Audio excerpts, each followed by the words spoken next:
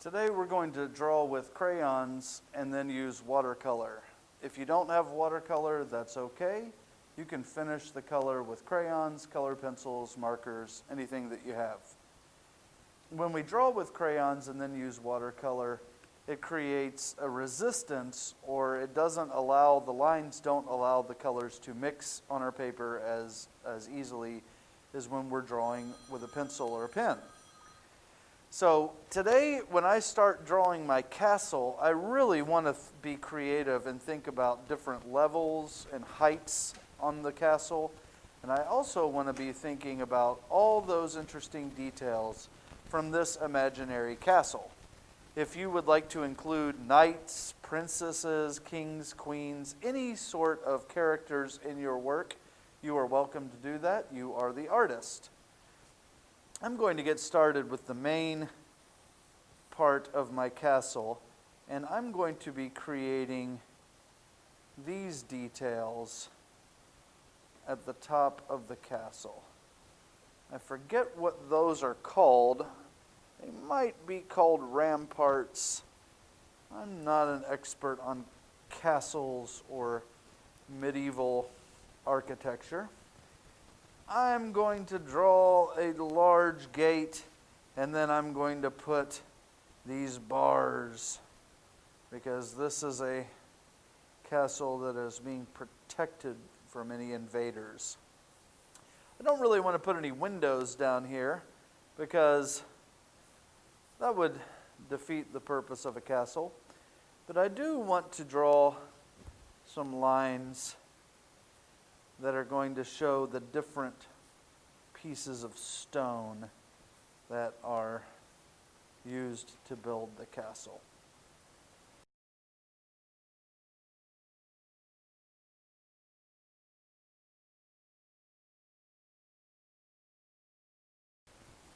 Now that I have the main part of the castle drawn, I'm going to draw some towers and some other details at different heights.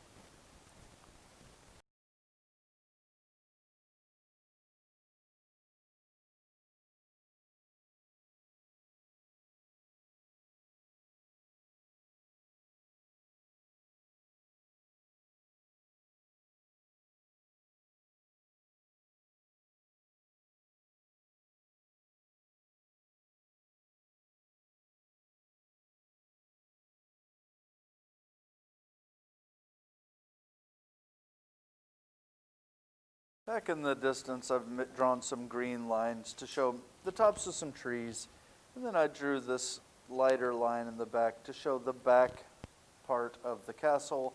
What would be the inside here would be the main courtyard, and I drew a path. Now it's time to paint. When I'm painting using watercolor, I need to make sure that I'm starting with my lighter colors and painting everything that I would like to use, make these colors the lighter before I use my darker colors. I'm also going to make sure that I touch the brush to the paper towel each time I rinse my brush out, so that I don't get too much water inside the palette.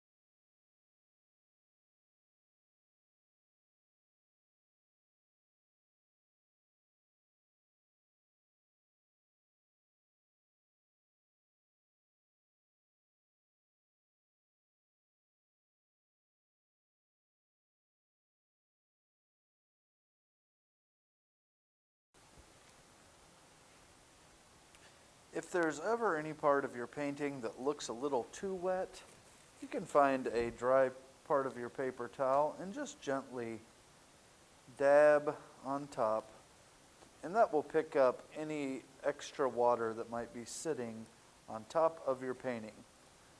You don't want to dab too much or it will remove paint. Be creative. I really look forward to seeing the details you create for your castle.